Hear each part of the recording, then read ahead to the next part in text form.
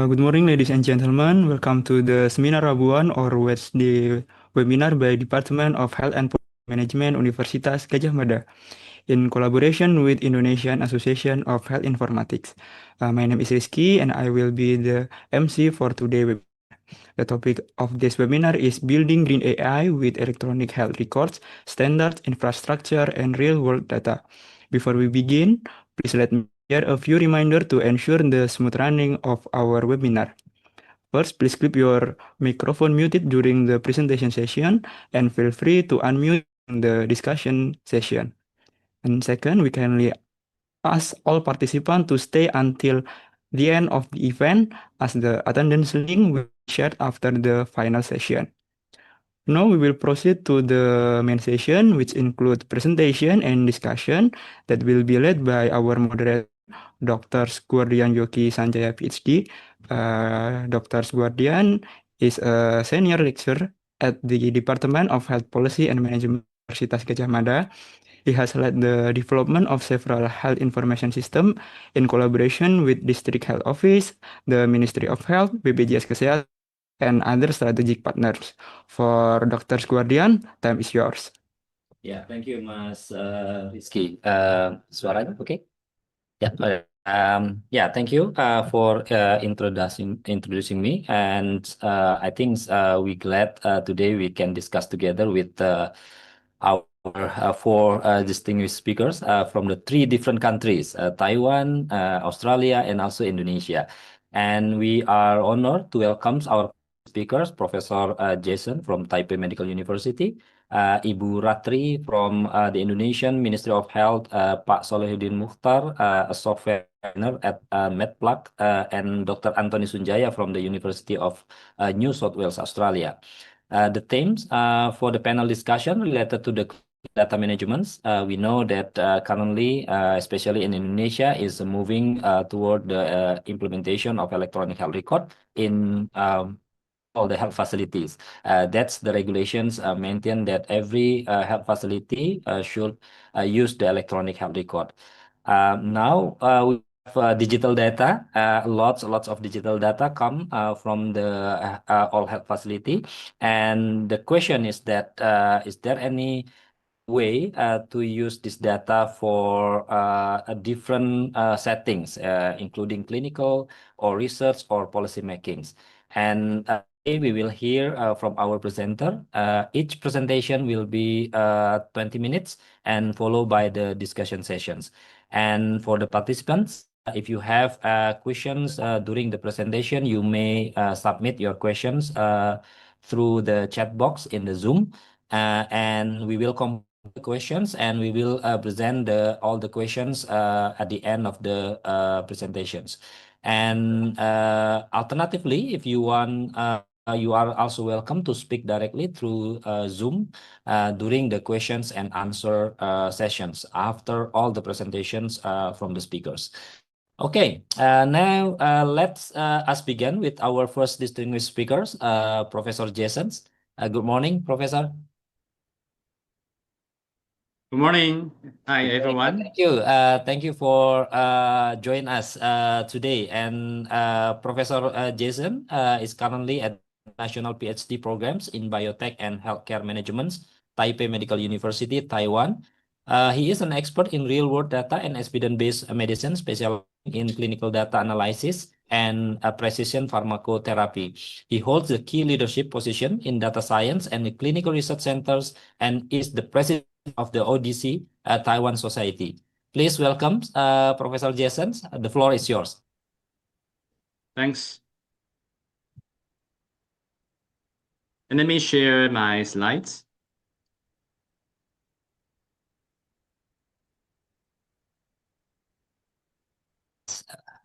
Yes, we can see your slide. Okay, Yes, great.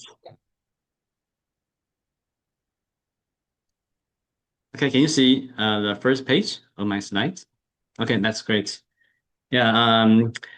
Good morning, everyone. My name is Jason, and I'm from Taipei Medical University in Taiwan. And I'm a professor in College of Management, and I'm also the president of Others in Taiwan Society.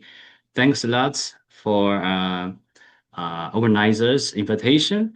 So that I am very honored to have a chance to present and to introduce Odyssey to you guys.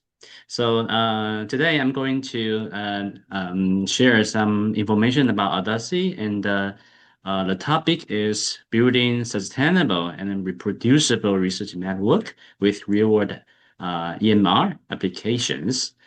And I'm going to start from the data standardization because I think this is the most important. Without the standardization, we cannot cooperate with each other. So as you may see, you may know that in Taiwan we have the EMR in every hospital. So usually we use the EMR, electronic health records, to do research, but there's no standardization among the hospitals because we use different formats, different coding system. So that's why recently we are going to have a harmonization about the database, EMR database in many hospitals. And Odyssey is one of the standardization, and actually that is the international one. So that's why some of hospitals in Taiwan were going to do the mapping, convert our database in hospital to the Odyssey's OMOP common data model. The other one is national health insurance. This is nationwide data in Taiwan. And this is a very long term, like over 30 years database. And nationwide, covered 92% of population in Taiwan. So which is very big long-term database. But even that, the database has not been converted to the international common data model like Odyssey, OMOP, or others. So that's why we can only use the single database to do the research and to get the publication, to get it published, but cannot use that to have a better cooperations with the partners from the other countries. So that's why our goal is how to do the international mapping in the future to map all type of data in Taiwan and to the international one. And actually, Odyssey's OMOP is one of the opportunity, and we can to do the international data standardization, and then we can have a cooperation in the future. And start from 2014, Odyssey start to promote OMOP common data model, and actually, so far this is the largest network about the real-world evidence based on the real-world data, covered 6 continents, 54 countries, and around over 500 data sources. Most of them are from medical centers. And a lot of universities, hospitals, enterprise join this kind of network because this is the data is and also research proposal are very transparent, and the data can be reducible by many people in the world, and then the result may be reliable based on this kind of common data model and also the tools developed by Odyssey. Not only just the common data model, but also there are several software and the tools developed by Odyssey because this is open source, open technique situation. So many people use that tools to do to generate the real world evidence, and those evidence should be passed to validate and pass the quality check by some software developed by Odyssey. Like we have a database quality check dashboard, and also some software for the quality check for the results. So the results should be reliable. Okay. And what are the value for Odyssey's contribution to many fields? for the academic, I think the research is our responsibility. So we can use the data from many countries and then to have a cooperation and then to get published the so-called multinational study. But the data should be keep in the hospital, cannot be shared to the others. For Odyssey, we only share the proposal and the code and the results with each other, but the raw data should not be released or shared to any other beyond the institute, the data owners.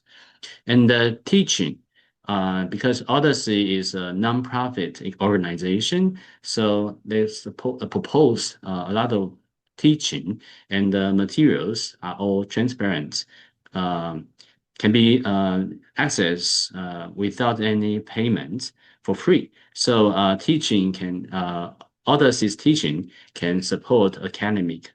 And also, we usually use the data and the results and to get some projects and the publications in the journal. And the hospitals also can apply the OMOP content data model to do the mapping and then to let their database to become the international wide, and also some clinical research made by the hospital people. And recently we are in AI era, so a lot of models, prediction models, should be have the external validation, not only just to generate and do the testing in the local hospital, but also we should have the external validation. And Odyssey provide this kind of opportunity to get a better, efficiently way to have the external validation. And the government needed to do the data governance and the application, and some regulatory science should be applied based on the common data models. And then so that the Odyssey also contribute this kind of field. The last one is a pharma. Following the policy made by the government, pharma can also have a benefit from Odyssey to get the scientific credibility. And once they want to do a clinical trial, try to find the number of case from many hospitals, many sites will be available by this kind of international cooperations. And also regulatory approvals, market access are also can benefit from the Odyssey. There are some publications made by the Odyssey. I only just collect the very most important cases. Like this one, this article talk about the reliability about the Odyssey using the data, one of database, which is the UK from UK, and then focus on the children's codeine use about the prescription pattern, and then to compare the original data and also the mapped data to the OMOP one. So actually, the case number only lose 2%, and the result will be totally similar, almost similar with each other between the original data and also the mapped one. So the high accuracy will be the result. So this study tell us about the mapping. After mapping, actually the result should be reliable. And during the pandemic situation, Odyssey also contributed a lot to the public health, because in the initial stages of COVID, we don't know any antivirus drugs, but some existing traditional drugs should be used and to avoid the severity of the COVID.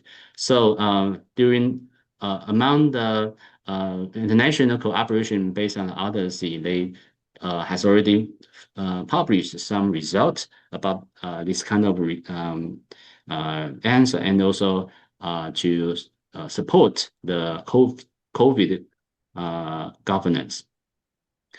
And also Darwin project is in EU, and then Europe and made by the EMA, and they start from using the Darwin to have a real world evidence from many countries in Europe. So so far, the project has already been applied and in many topic. So like the drug utilization, precision pattern, pathway, and also the comparative analysis about the medication, and also even the prediction model has already been done, made by many countries in Europe, and based on the Darwin project, and also this is also based on the Odyssey OMOP situation. And this is another example also based on the Darwin, and this is about the prediction model to predict multiple sclerosis, predict progression. So, and the result is very useful, and it can be applied in many hospitals in the future. And this is the journey about the Taiwan Joint Odyssey. We started from 2020, and we took 1 year to do the mapping, because at that time, during the COVID pandemic, we don't know how to efficiently to do the mapping. So we also consult the Odyssey Global virtually for many times, and eventually we have a initial we finished the first hand of the mapping, and then we become the sixth country in the Asia country, and create a chapter in Taiwan Odyssey, and also we established the society, the formal society in Taiwan, to promote the Odyssey since 2022, and then we start to get involved many activities hosted by Odyssey. We even hosted the symposium, APAC symposium in Taiwan, and in 2022. So far, there are several hospitals, universities, and big pharma join our society, and we work together and to try to promote Odyssey in Taiwan.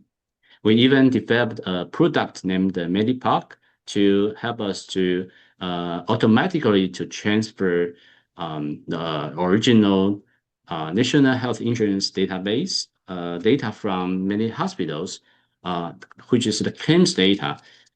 Every month, hospitals report the data to National Health Insurance, and within the same format. So we transfer that to OMOP, and then so far, most of the hospitals in Taiwan, they can use this Medipark to automatically be transferred their data to the OMOP common data model. So now we are start to promote Medipark, these products, and then to in Taiwan, and we got the patent last year. And once we want to use the database, we need to check the data quality for many perspectives, especially privacy and the risk of the data is the most important. This slide talk about the challenge and also the opportunity about and the benefit of the Odyssey for different perspectives.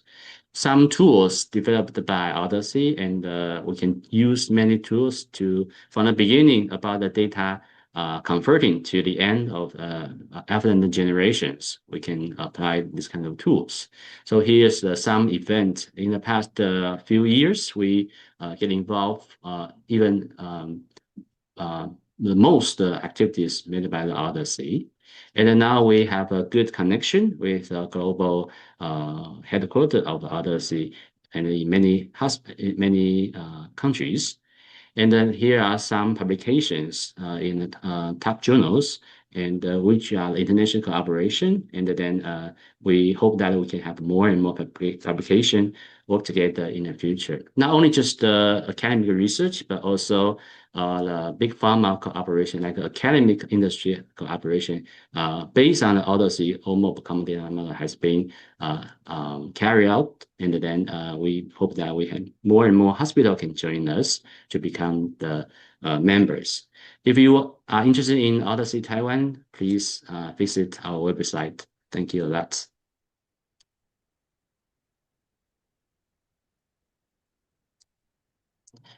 Jason, I think this is my first time not knowing about ODC, and from your presentation, I think this is quite a big opportunity when we already have many electronic health information system in place in different health facility. I think the third speakers, Mas Soli, will be talk about more about this, and we will wait for the third speakers.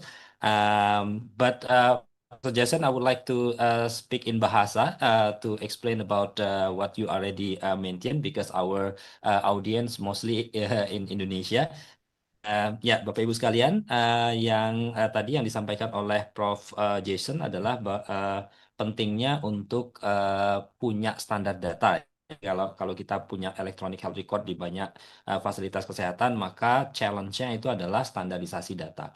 Nah, ODHSI atau ODC ya, ininya ada tools OMOP Common Data Model yang kemudian bisa digunakan untuk mengelaborasikan dari berbagai electronic health record yang kemudian menjadi yang siap untuk kemudian digunakan dan dianalisis. Yang sifatnya kalau saya baca dari yang disampaikan oleh Prof. Jason adalah data EHR itu data yang longitudinal ya. Dan sehingga OMOP Common Data Model ini untuk dapat digunakan untuk kemudian merangkum atau kemampuan analitiknya ya untuk membantu memodelkan data dari EHR, kemudian membantu untuk digunakan dalam rangka untuk analisis yang sifatnya data-data klinis yang sangat banyak ya. Nah, sorry, Prof. Jason, I speak in Bahasa to summarize about your presentations, and thank you very much. We will have a discussion later on, but we now moving to the second speakers. I think we have Ibu Ratri from the Ministry of Health of Indonesia. Ibu Ratri, good morning. Selamat pagi. Good morning, Pak Gugu. Selamat pagi, Bapak Ibu semua. Ini presentasi dalam bahasa Indonesia? Ya, saya izin menyampaikan presentasi dalam bahasa Indonesia mungkin ya, Pak. Ya, oke, baik. Nanti saya setelah ini barangkali akan saya translate untuk ke rangkumannya ke Prof. Jason. Prof. Jason, the Ibu Ratri will speak in bahasa Indonesia, but the presentations some in English ya. Ya, in English. Yeah. The slide in English. Yeah, the slide is in English. Okay, Ibu Ratri, please, stage is yours. Baik, terima kasih Pak Gugu. Assalamualaikum warahmatullahi wabarakatuh. Selamat pagi Bapak Ibu, salam sejahtera, salam sehat untuk kita semua. Pertama-tama kami mengucapkan terima kasih atas kesempatannya diundang dari FKKMK UGM untuk menjadi salah satu speaker pada pagi hari ini. Ya, pertama-tama saya izin share screen terlebih dahulu.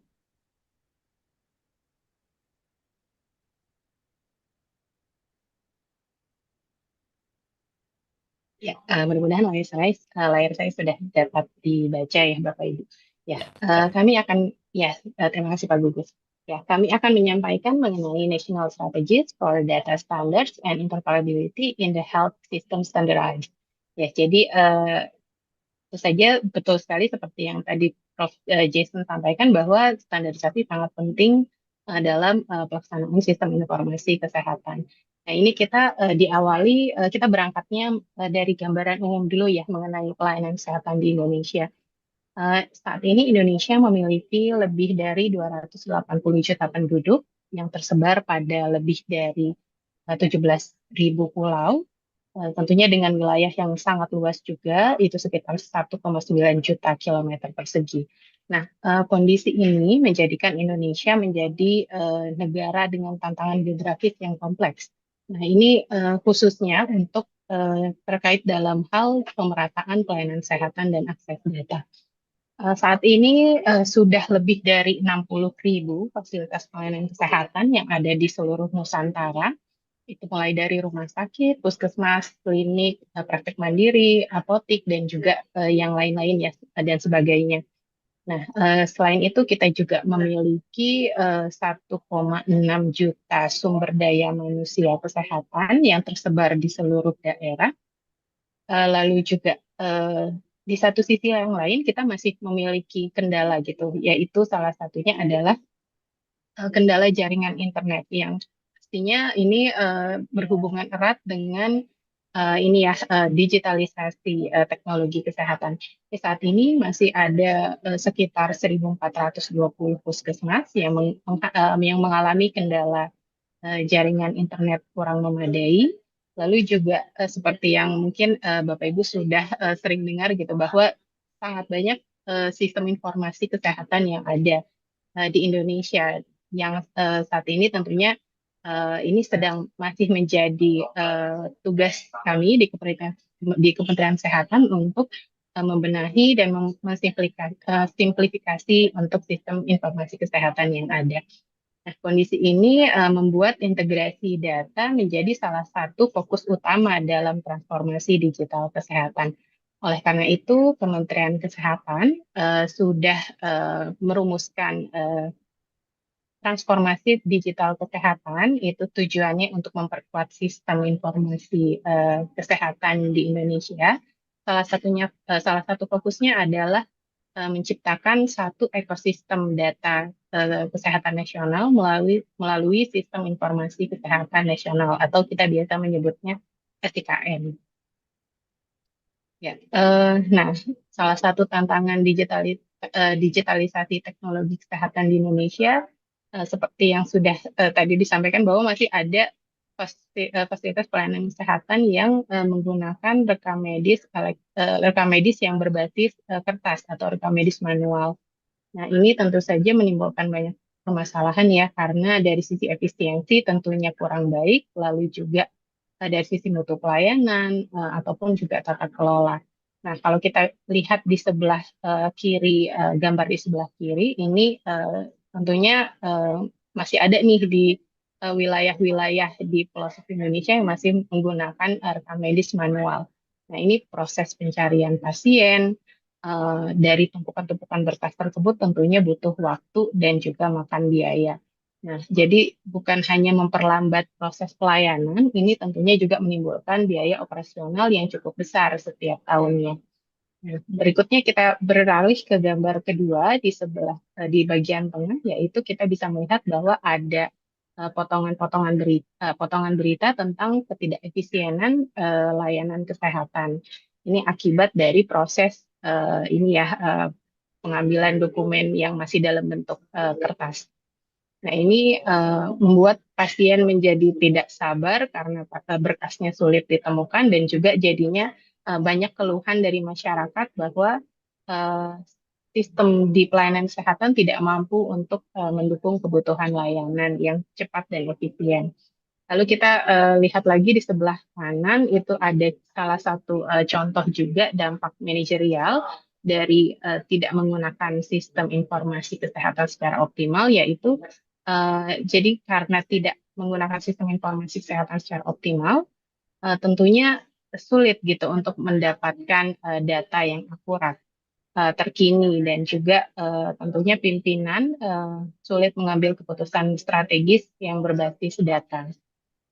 Nah, berdasarkan hal tersebut, tentunya bisa kita simpulkan bahwa digitalisasi rekam medis bukan lagi sebuah pilihan, tapi adalah kebutuhan yang mendesak gitu ya. Jadi tentunya dengan sistem digital, data pasien bisa diakses lebih cepat, pelayanan akan menjadi lebih efisien, dan juga tata kelola kesehatan menjadi lebih transparan dan berbasis bukti.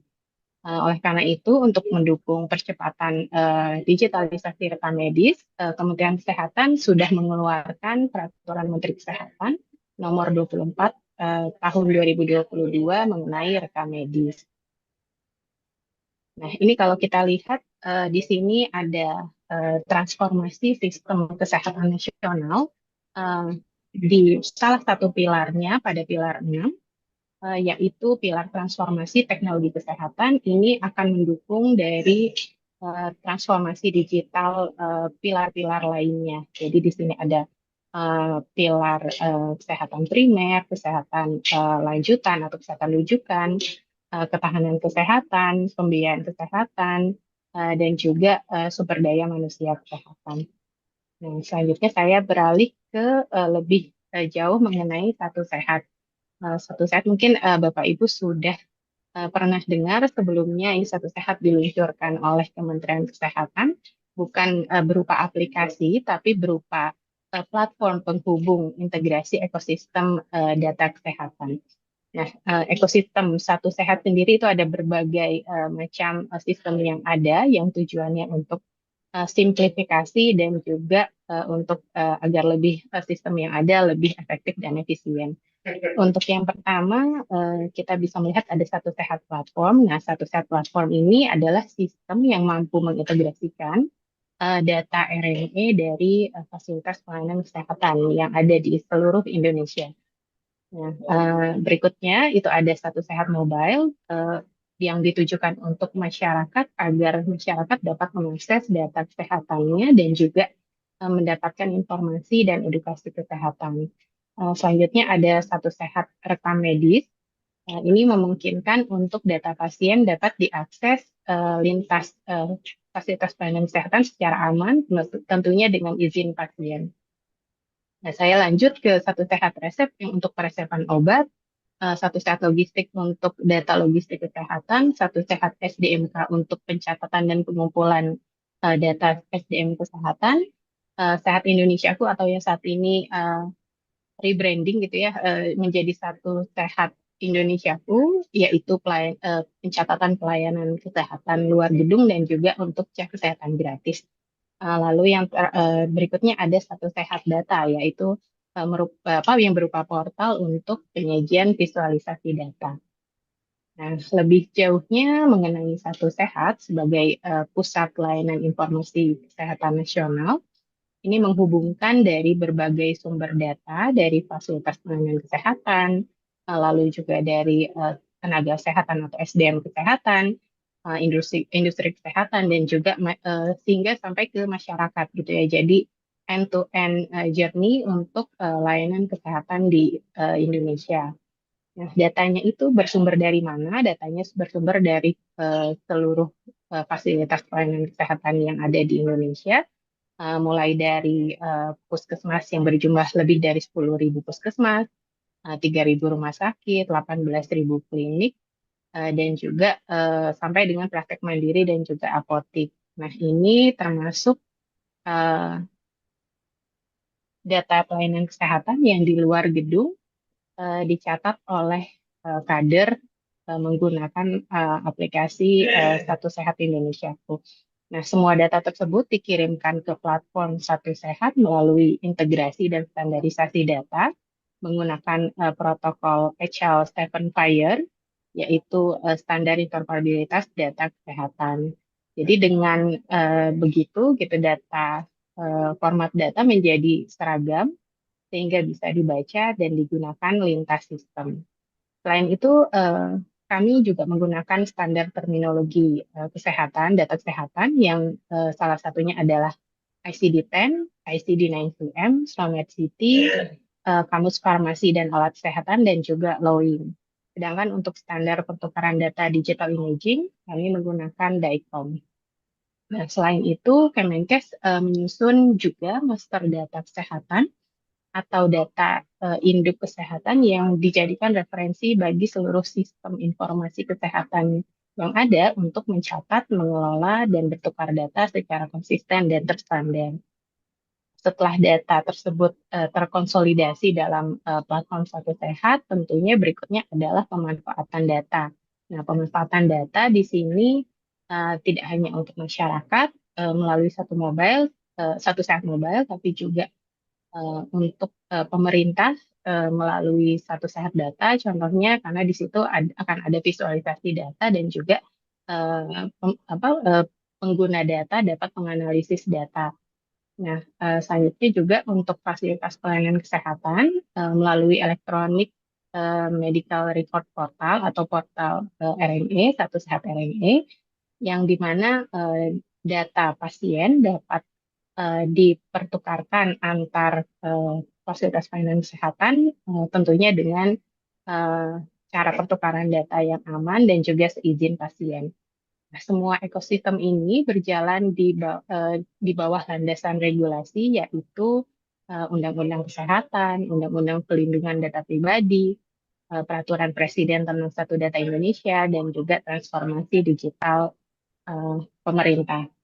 Juga selain itu, Kementerian Kesehatan sudah menetapkan peraturan-peraturan turunan untuk memastikan keamanan, konsistensi, legalitas pemanfaatan data dalam satu sehat. Nah, lebih lanjut mengenai standarisasi, tentunya penting untuk kita menggunakan standar yang sama gitu agar semua sistem yang ada bisa berbicara dengan bahasa data yang sama. Tanpa standar, data akan sulit diintegrasikan, tidak bisa dibandingkan dan juga berpotensi untuk salah penafsiran. Nah, ini kaitannya dengan pengembangan AI dan pemanfaatan big data. Tentunya dibutuhkan data yang clean atau yang bersih, terstruktur, dan juga terstandar. Karena kalau misalnya data itu tidak konsisten, maka tentunya AI juga akan sulit mengenali pola datanya ya, gitu. Karena itu butuh proses standarisasi. Nah, standar yang digunakan dalam satu sehat yaitu yang pertama standar terminologi, ada juga standar pertukaran datanya, standar keamanan dan pelindungan data pribadi, lalu juga master data atau data induk. Nah, saat ini satu sehat sudah menggunakan sekitar 54 resource file yang digunakan pada lebih dari 30 modul interoperabilitas satu sehat. Ya, selanjutnya lebih jauh mengenai standar terminologi pada satu sehat. Nah, ini kami menggunakan ICD-10 untuk standar diagnosis, ICD-9CM untuk standar prosedur dan tindakan medis, standar LOIN untuk penamaan uji laboratorium dan radiologi, lalu juga Resnomed CT untuk terminologi klinis, untuk penamaan obat dan alat kesehatan, kami menggunakan standar Kamus Farmasi dan alat kesehatan yang dibangun ataupun dikembangkan oleh Kementerian Kesehatan. Nah, saat ini juga kami masih dalam proses pengembangan standar pembiayaan, tindakan, dan layanan. Itu menggunakan KPTL atau Kode Pembiayaan Tindakan dan Layanan yang saat ini masih dalam proses. Ya, selanjutnya mengenai master data pasien. Jadi kami Kementerian Kesehatan mengembangkan beberapa master data. Tentunya ini juga sejalan dengan implementasi Satu Data Indonesia, di mana salah satu prinsip pemenuhan Satu Data Indonesia adalah penyusunan master data atau data induk. Nah, ini kami sudah menyusun beberapa master data, yaitu misalnya pertama yang master data pasien. Jadi data pasien akan tervalidasi oleh Dukcapil untuk data yang berkaitan dengan demografi. Lalu untuk sarana kesehatan itu ada yang master data sarana kesehatan, master data sumber daya kesehatan, sumber daya manusia kesehatan, master data farmasi dan alat kesehatan untuk obat dan alat kesehatan yang dikumpulkan dari berbagai sumber. Salah satunya dari BPOM, LKPP, jadi untuk standar referensi obat. Lalu untuk master data pembiayaan juga sudah disusun untuk penyusunan format biaya untuk pelayanan tindakan dan juga master data pelayanan untuk standar pengkodean layanan. Nah, ini contoh dari penggunaan standar terminologi satu sehat. Ya, di sini contohnya ada seorang laki-laki berusia 72 tahun datang ke rumah sakit dengan keluhan nyeri dada sejak 4 jam sebelum datang ke rumah sakit. Nah, dokter melakukan anamnesis, pemeriksaan fisik, dan pemeriksaan elektrokardiogram terhadap pasien. Nah, untuk mendukung penegakan diagnosis, dokter melakukan permintaan pemeriksaan penunjang, yaitu troponin 1 berdasarkan hasil pemeriksaan yang sudah dilakukan. Lalu dokter mendiagnosis pasien dengan STEMI.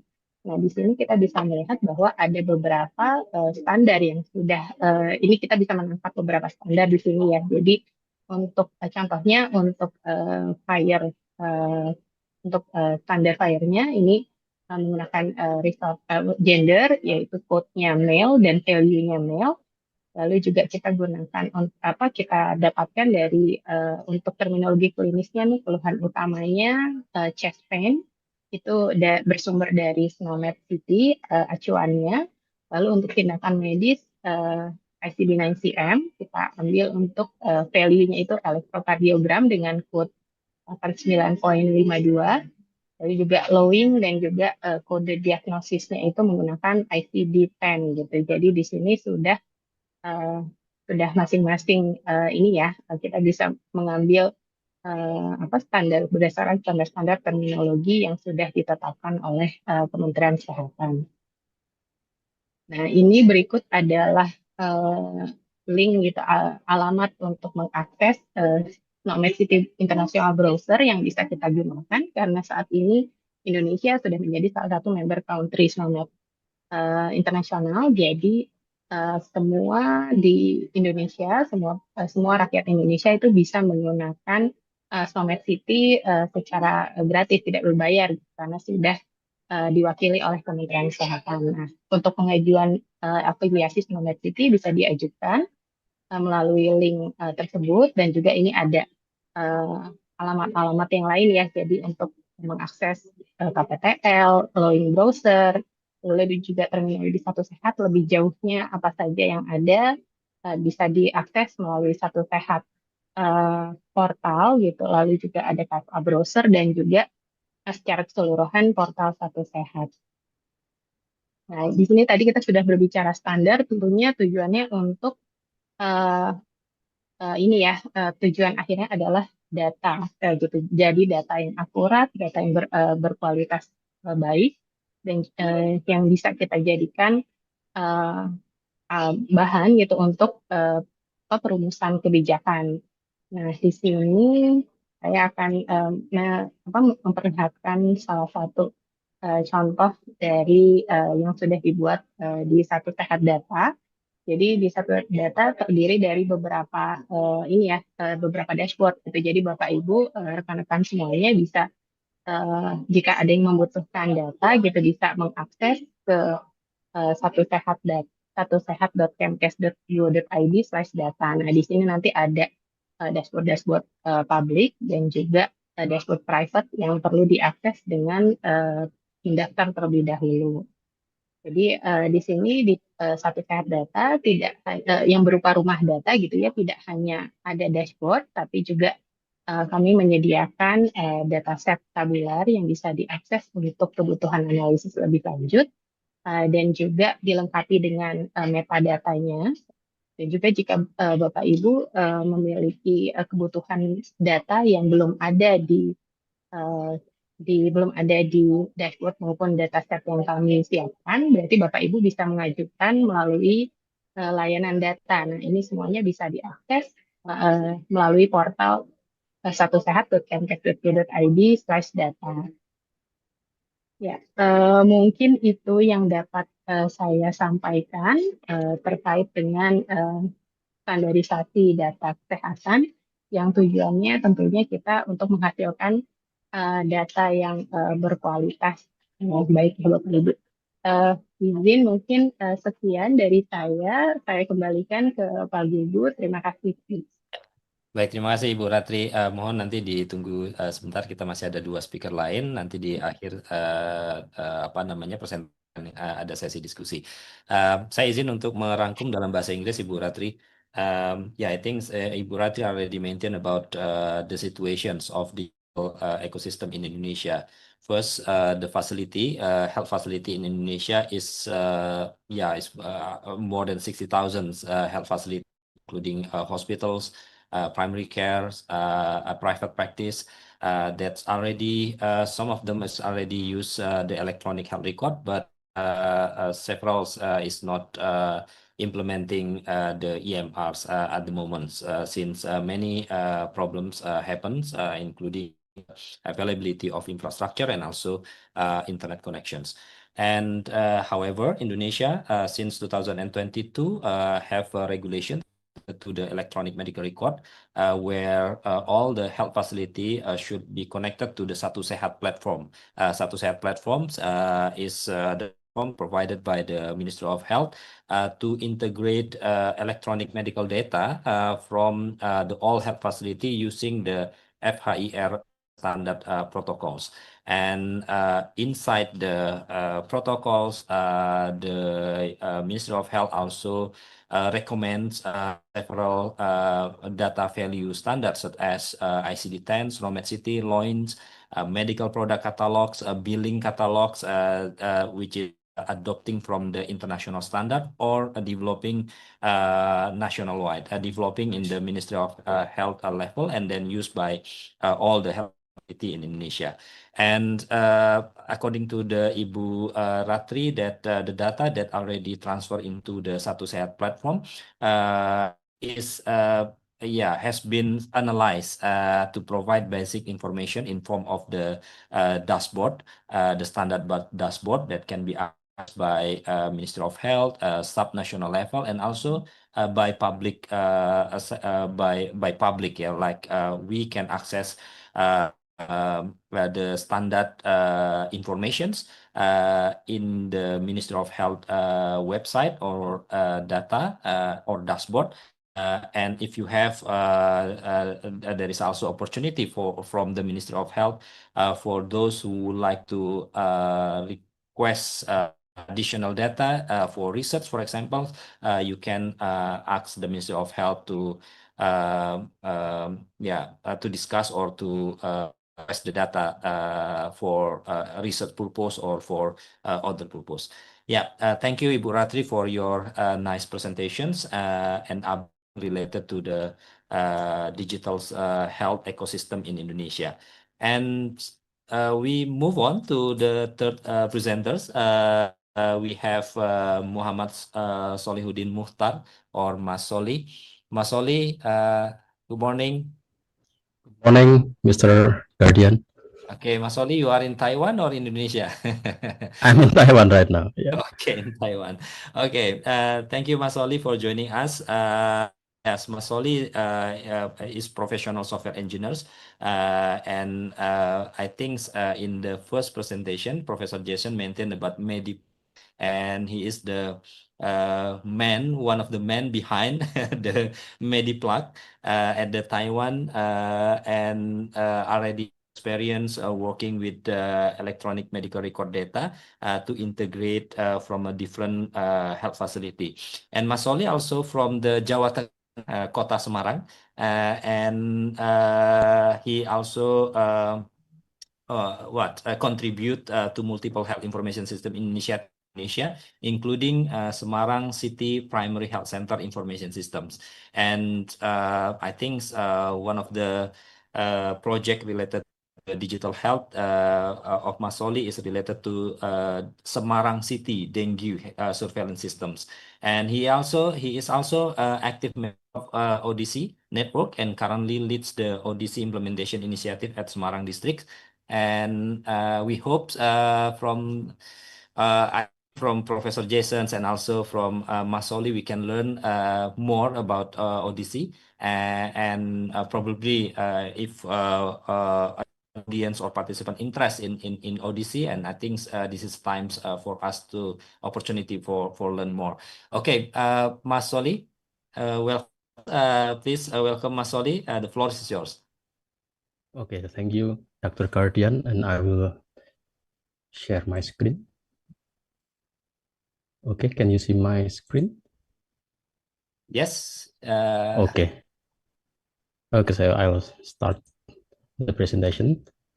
So, good morning, everyone. I'll be presenting about ETL process to Odyssey UMOP CDM. And this is a preliminary result on Semarang Ponco PHC data sample or Puskesmas in Kota Semarang to Odyssey UMOP CDM. I'm Soli, I'm from Taipei Medical University.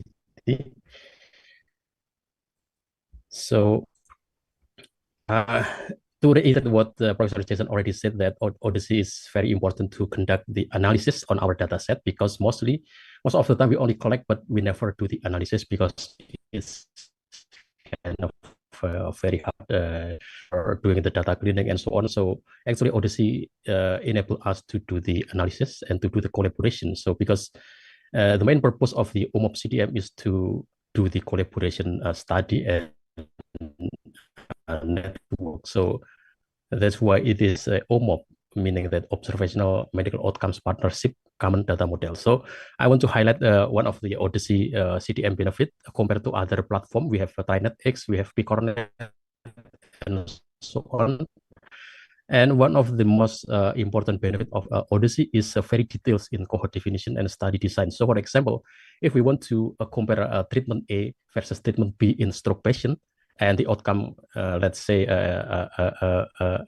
all-cause mortality, for TriNetX, if we define the outcome, we only define the outcome as a condition, right?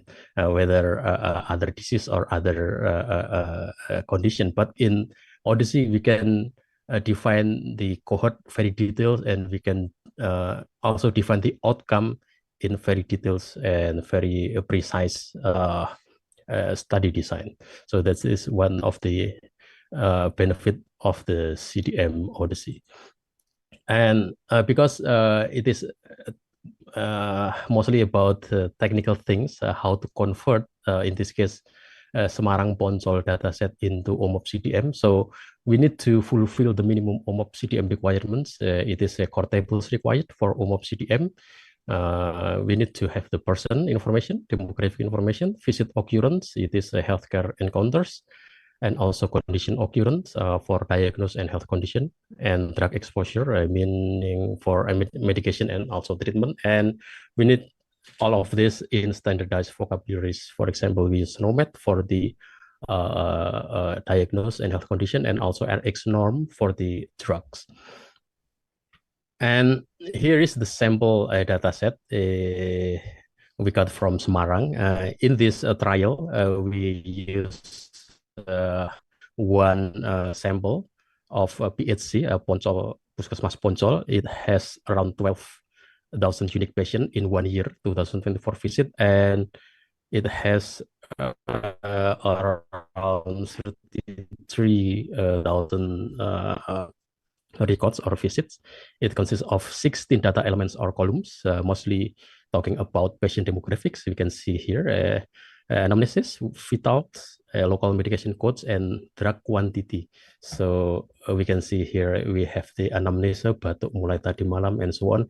And what interesting here is this particular visit may have more than one condition, for example, K29R and R50 in this case. And also in this case, in this particular patient, it may also have more than one medication in this particular visit.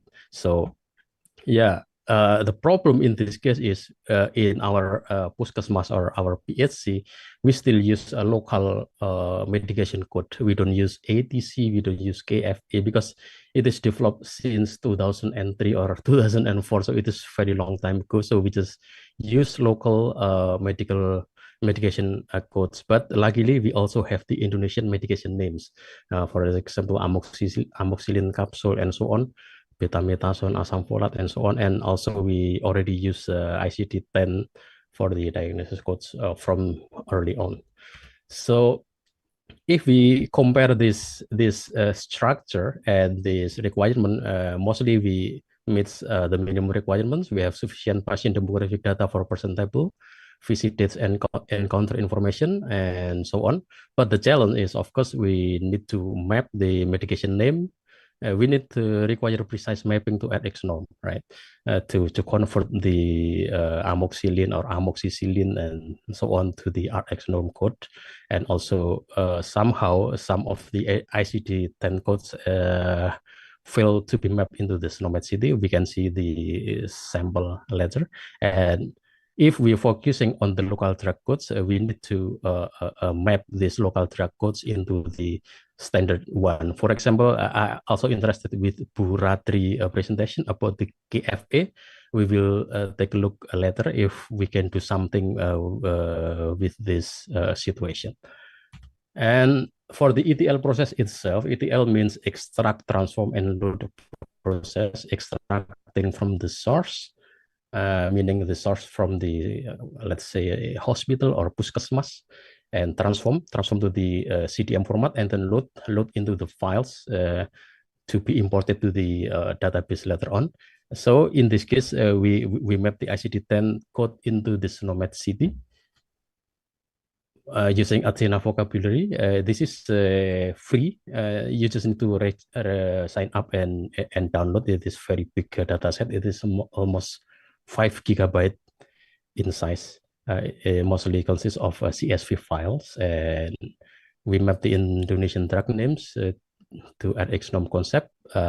We map the gender laki-laki to male, 8507, and so on. And yeah, we assume in this data sample, we assume that all visit would be outpatient visit. And we also have the measurement, weight, height, the blood pressure to standard concept. So basically, we need to convert this one,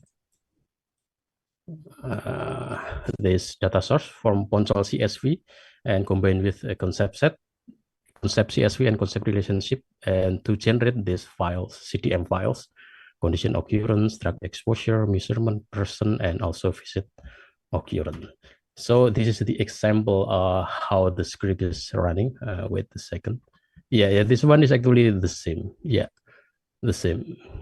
So for the implementation, I use a Python base. Usually Odyssey has its own tool, Usagi and so on, but it is Java based. So I use a more practical and more faster implementation in this case. Also, we use a Python based and DuckDB for the ETL solution. And combined with this Athena vocabs, we can then convert this Ponsel.csv into this CTM format. Yeah, so when it's running, it will give us this kind of result. For example, the person is 12,000 something, and so on and so on. And we can see here that the condition mapping rate is kind of high, 95%, meaning that our tool can map most of the ICD-10, but the rest, 5%, is unmapped, right? But in contrary, for the drug mapping rate, it's very low, kind of 50 something. So we need to pay attention for the drug mapping. So that's why I'm also interested in the KFA from the Ministry of Health, and we will take a look later on. And once we run this script, we have the result, and we have also the unmapped condition and also unmapped drug, so we can check later on why it is not mapped into the correct dictionary or correct target. So the running script is kind of very fast. It's only need 35 seconds for this 12,000 patient. Of course, it depends on the computer, but I think it's not the case because we have a high-end computer nowadays. So I think it's not a concern. But the problem is we need to check again the result of the conversion. For example, this one we can quickly check the person table. In Odyssey, everything is defined by concept ID. So this concept ID means something. If you want to know what is it, so you can go to the Odyssey book. So it will be very useful if you want to study about the Odyssey. And condition occurrence and drug exposure here, we can quickly check from the drug map to this concept ID. And visit occurrence, measurement, we can see here, although it is correctly converted, but in this case, we still need to check the value. For example, this one, right? Because the kilogram, the unit is kilogram, so it is not make sense, right? So before we import this result into our OMOP dataset or OMOP database server, we need to check again before we import this and conduct many studies. Yeah, we can randomly check, or we can use some tools later on. This is a sample of the measurement result generated from the one OpenSol.csv file. So this is the unmapped drugs. If we can see here, we have some similar drug name, but in this case, we have different drug code, right? So in this case, we need to discuss with the stakeholders to define or to do the mapping.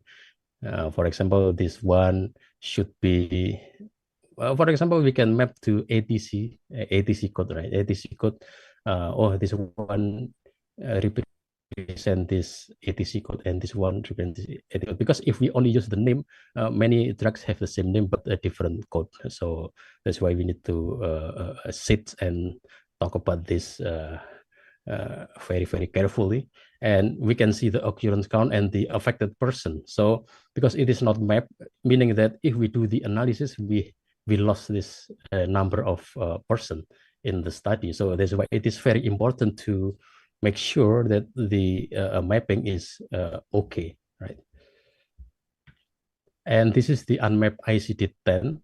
So we can see here that Z35 is not mapped. Maybe this is too simple, maybe, or this one, or so that's why in this case we need to do manual mapping from this unmapped into the right or correct SNOMED code from this particular ICD-10 code, right? So, but because the conversion rate is 95%, so the affected person is also much lower than this unmapped drugs, right? So the challenge and solution for this preliminary result is the Indonesian medication names not in standard vocabularies. I'm talking about the Semarang Poncol Puskesmas or Puskesmas in Semarang City, especially. So yeah, because back in time we only use a LAL code and a medication name to the medical information system in Semarang City. Yeah, so the solution, we need to create a custom mapping table, or we also can leverage the LLM helps in this case to automatically map this unmapped code or unmapped medication names to the correct one in ATC or directly to RxNome. And list structure in source data, we have multiple drugs or multiple diagnoses in one visit. So we need to pay attention about this list structure or multi values in the same rows. So the solution is sparse, and yeah, this is more technical. We need more robust pattern matching. And last but not least, we also have some ICD-10 codes not mapped into the SNOMED city. So yeah. So lesson learned from this process is actually mapping needs domain experts and stakeholders. So that's why we need to decide which correct code for this specific local code and so on. And we also need to do the post-ETL quality checks on both map and unmapped data and resolve the situation. And we also need to consider using LLM for concept mapping and post-ETL evaluation. Right now, many studies employing the LLM to do the evaluation, to do the mapping, and so on and so forth. And what next? We should refine the custom maps to regenerate the CDM correctly, at least up to 95% conversion rate. So that's why after that, we need to generate the drug era and condition era. So this is interesting in terms of Odyssey, because in Odyssey, we don't only measure the occurrence or exposure, but we also have this era or continuous exposure or continuous occurrence, and for both condition and also drug. So it will give us more precise study definition and also cohort definition. And last but not least, we need to also deploy Atlas, right? Once we have the complete mapping, we need to deploy the Atlas to explore the CDM. Yeah, I think that's all from me, and thank you very much. Okay, thank you, Mas Soli, for the presentations. I think from my perspective, yeah, it's a very clinical aspects related to the how we manage the data from the electronic health record and preparing them to ready for analysis. This is my perspective, but allow me to uh, summarize in bahasa Indonesia. Jadi Bapak sekalian dari Mas Soli lebih teknis tadi ya. Kalau Prof Jason tadi menyebutkan bagaimana apa namanya audisi ini sudah digunakan di banyak center, kemudian prosesnya, sedangkan yang Mas Soli lebih cerita tentang lebih details lagi bagaimana apa ya uji cobanya tadi ya di salah satu puskesmas dalam data 1 tahun dan kelihatan bahwa memang perlu dirubah ya format dari elektronik health menjadi format yang apa ya yang sesuai dengan clinical data models yang ada yang tadi disebutkan ada OMOP, terus kemudian kita mendefinisikan, melakukan mapping, menyesuaikan dengan standar agar semuanya itu siap untuk kemudian dianalisis. Tadi poin pentingnya juga bahwa kita harus punya standar definisi operasional lagi nih nanti berhubungan sama tadi yang disampaikan oleh Bu Ratri ada metadata kesehatan gitu. Dan tadi ada standar-standar tertentu yang kemudian dipakai ya dalam rangka untuk menyamakan ya data klinis yang nanti untuk dianalisis. Nah, saya kira I think that's we move to the next speaker. We already here. Dr. Anthony Sunjaya. Good morning. Yes. Afternoon to everyone.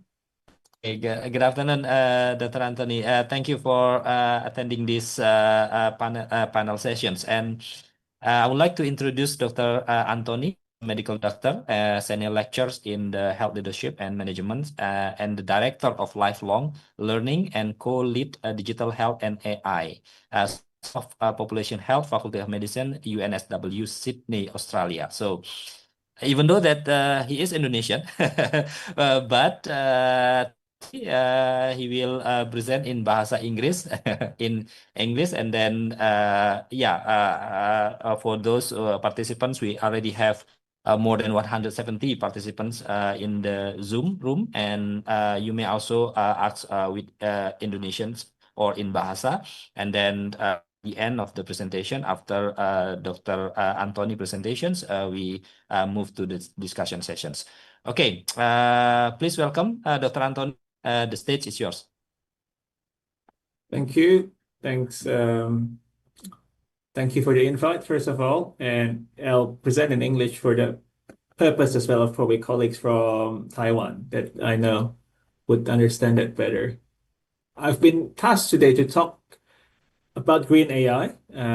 So more of, I would say, from my view, how AI can help us make better decisions, but also more sustainable decisions in healthcare.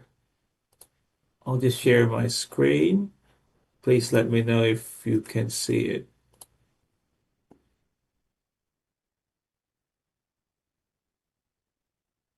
Can you see my screen? Yeah. Is it full screen? Yes, full screen. I'm using a large screen in front of me, so let me know if it's too small. Okay, I'll just move on. Thanks for that kind introduction as well. I think before I start, I would just like to talk a bit regarding UNSW for those that's not aware. We're based in Sydney, Australia, a world-leading university with a vision really of progress for all. And this very much relates to our discussion today because our focus is on how we can make positive global societal impact through excellence in research, outstanding education, but also as part of that in improving sustainability for societies. And today what I'll be discussing will focus on understanding the link between the health system, environment, planetary health, have us think about how data and AI can impact the environment in a positive manner, but also vice versa, and talk about some case studies, just some thoughts to think about how effective interventions can support better and more sustainable health decisions, resulting in a greener health system, which again is the end goal for us today. Very briefly, and you can, I think through this medium it's difficult, but post in the chat as well if you want to think about why should the health system care about the climate? Why should we care about things being green? Why should we care about health AI or digital health being green? I think part of this relates to our own notion, right? As you know, as doctors, one of our first pieces of training is to think about, and on our oath, is to do no harm. And this includes not only doing no harm to our patients, but also doing no harm to the environment, including to the technologies that we use.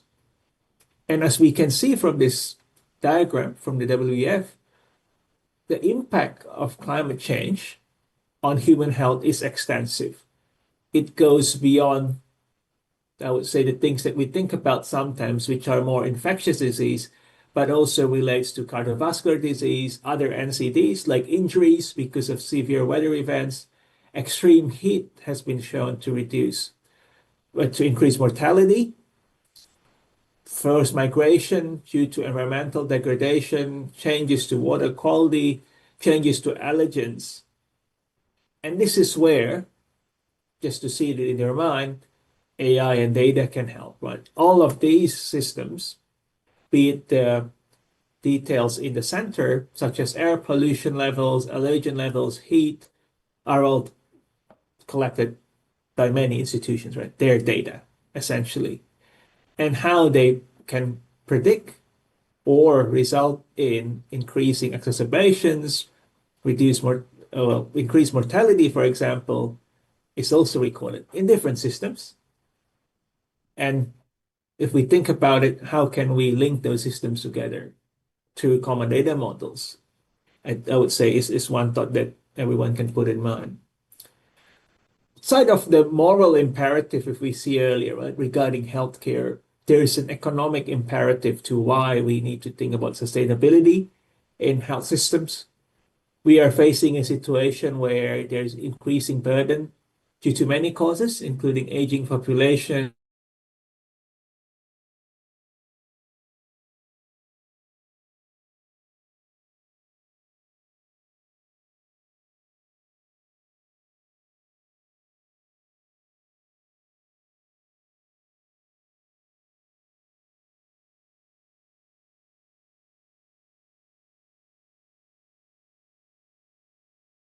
profile to improve revenue, greater profitability, bring greater value to businesses, but also societal impact. And this has been shown in a number of other industries to take place.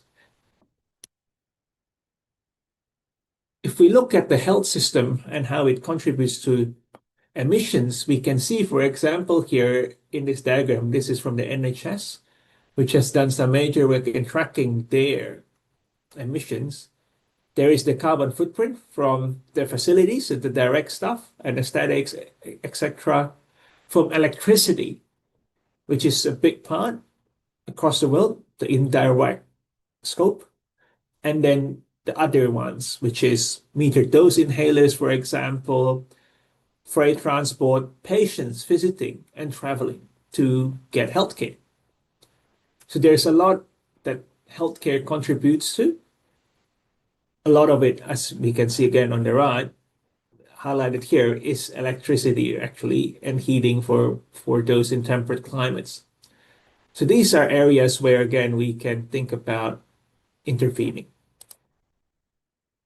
I'll take a case, for example, inhalers. There's been lots of talk with regards to how our current inhalers, such as Symbicort, if you happen to know that, the MDIs contain certain gases, that's part of it, propellants that help it function, that actually are not good for the environment. If you can see here, for example, 120 dose Symbicort MDI results in the same amount of emissions as a petrol car. traveling 115 miles. Whereas at the same time, there are also other alternatives, as you can see below, of other brands, such as, for example, those from dry powder inhalers or soft mist inhalers that result in less than a kilogram of CO2 emissions, so far less than those. So there are these decisions that we need to make as well, and we can make for certain things, such as inhalers, with regards to how we can reduce emissions. This is the second point to think about. So keeping those in mind, some of the ways that AI can help make things greener certainly is influencing clinical choices with clinical decision support tools. If you think about earlier, can we influence, for example, prescription of inhalers to focus on those dry powder inhalers, soft mist inhalers, compared to, for example, the one that's MDIs, which are higher in emissions. How can we integrate environmental and patient data? For example, earlier, can we integrate allergen tracking to help patients, for example, be able to identify potential exacerbations happening earlier? We can analyze health service use and patient outcomes. I believe this would have been covered quite a bit with regards to the Odyssey discussion earlier regarding how electronic health records, for example, longitudinal data from it can also be used and analyzed. We can assess and predict risks for future events across a variety of things, meaning reducing complications and, again, impact of health interventions. There are dashboards, monitoring methods, both invasive and non-invasive, for example, that can be used as well. And the biggest, I would say, contribution that can be made by AI actually in the health system, and very much more practical probably for clinicians in the call today. I'm not sure what's the exact distribution of the attendees today, is through reducing medical waste. 1 in 3 healthcare interventions undertaken are actually of low value. That is, they often have no benefit or actually harm the patients. For example, they can be overdiagnosis or overtreatments. Overdiagnosis, for example, results in more people getting diagnosed with cancers that would have never have impacted their healthcare or quality of life. Overtreatments, meaning they are getting diagnosed with diseases that might not need to be diagnosed, or they're getting treatments that are unnecessary for their disease profile. Previous studies have suggested, for example, that only 60% of our care is on average in line with evidence or consensus-based. 30% is probably of low value, 10% harm our patients. And this is a problem. Think back to earlier, one of our oaths is to do no harm. But actually, we're causing harm to about 1 in 10 people that visit us or that come to you in your health service. And that's significant. And that's, again, the area where AI can help improve. And with improving that through just reducing waste, we are actually making things greener. Certainly, there's a balance that we can talk about regarding how much AI is also using energy, is using resources, as against to reducing this waste. So where are the sources of waste, here to say as well? This is in the US healthcare system, which I know is quite different to Indonesia and also to the Australian system. But many of these outside of low value care goes towards care coordination being an issue, deliveries in care delivery failures, administrative issues, complexity, abuse, and then pricing failures.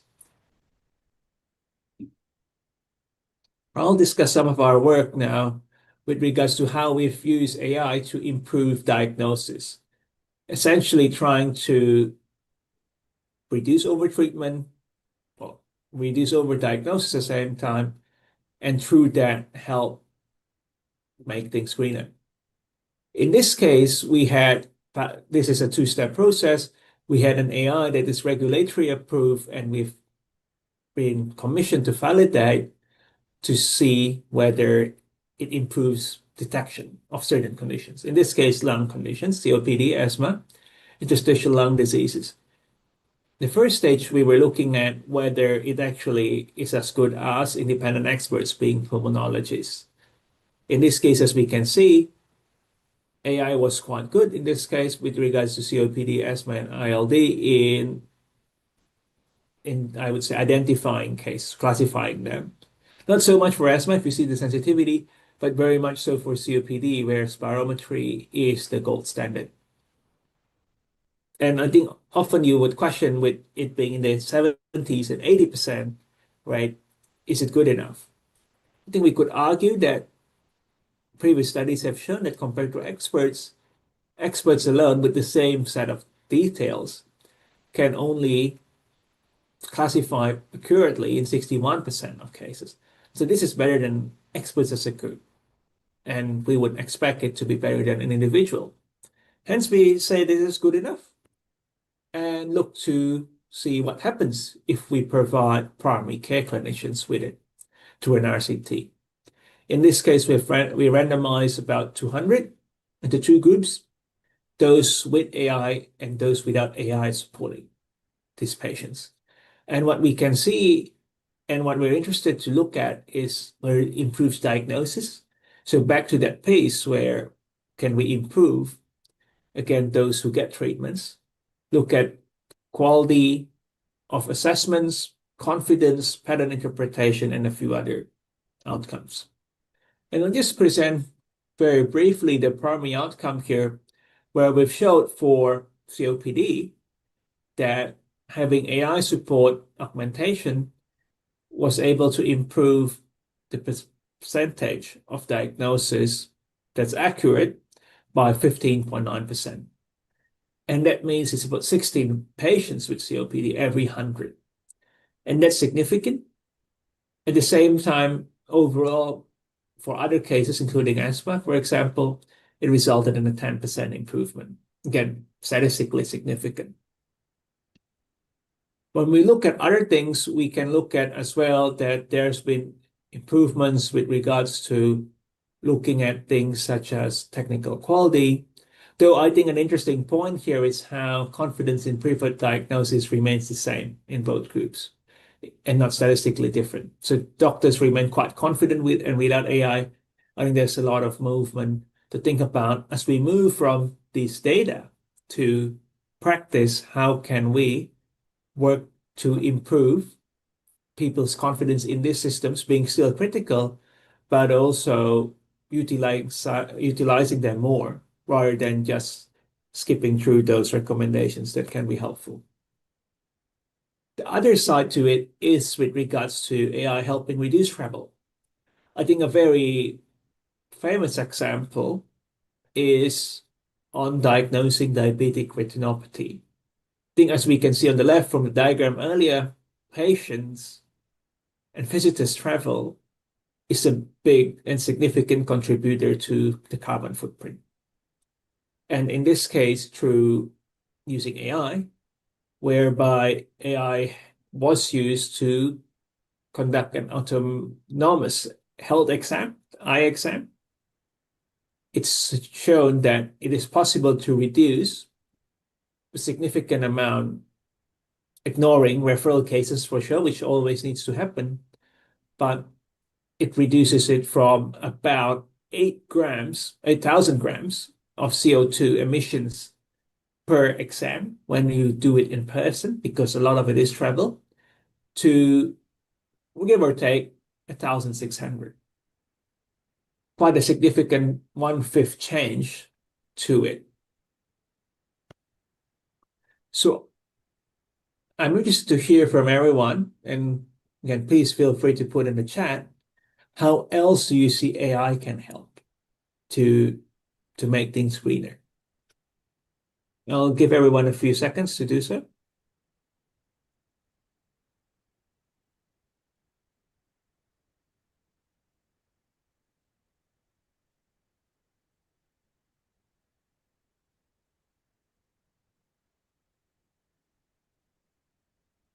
feel free to just post in the chat if you have any thoughts or ideas in which you see AI can help and can make things greener. While you do that, I will just continue. And then if we think about these, though, it's all great. We would say, that everyone's promising AI to do so many things. But what are our challenges? There's multiple. Today, I'll focus on 3 of them regarding the challenges to bring things to practice. First of all, data quality and diversity. Secondly, training of end users. And then last, emissions from AI itself, which is not inconsequential. I like to always say that it's a famous saying as well that garbage data with any you can develop the best model from it, but it would result in garbage results. High quality data remains key, and for in the Indonesian context, it would be those longitudinal data. Maybe not for all sites at the start, but at least curated ones, which we can rely upon, remains an important first step.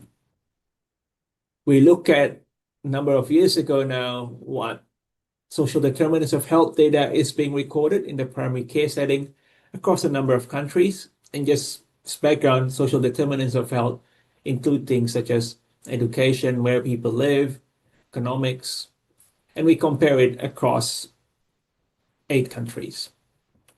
If we see here now, across the different countries, there's good reporting for a number of things. Good data quality. Here, DC is completeness. CO is concordance with particular standards. P is plausibility. And then DQA is quality assurance being done. And we can see here that there's good details for the basics, such as age, gender, virality, regionality. But as you go down with other determinants, such as education and socioeconomic status, it is recorded poorly. And this is a problem across countries, both in the global north and global south, if you see here, despite us knowing how education and these determinants being a big contributor to really predicting health outcomes and quality of life impacts. So there is work to be done there, lots of work to improve how we record data, for example. And then training of health workforce and leaders. Just a brief case study again, AI scribes, I think everyone's aware of it. Many brands out there, some of which are presented here on screen. And as we see, there is an increasing adoption of AI. And this is in one of the hospitals in the US, hospital groups. And we can see that it's being increasingly used in many visits. What we can also see as well is 2 groups of users, right? In orange, the high user group, and low users group, meaning they don't use it that often or very rarely. As we can see here that depending on this usage group, certainly compared to non-users, there is a bit of improvement if you see the graph. But if we look at things, the high users have a more significant reduction in the time per notes, which is what we want to see. As well as if we look at the right, we can look at compared to users and non-users, certainly there's a decrease in the time in notes, which is again what we want to see. So essentially what this is suggesting is that you do need to be trained well or use it often to help improve the benefits that you can gain. And I think saying this, though, a lot of physicians are often unsure of using it regularly, using it a lot because of patients' feedback or discomfort, they would assume. But actually, as you can see here, patients actually are quite open to things. And one of the ways we've done it in our program here is we have an OI honors program now for medical students. We train our health managers and assess and use AI for decision making in our courses. I'm aware I'm at time, but I'll very briefly rush through to complete. Just talking about emissions, right?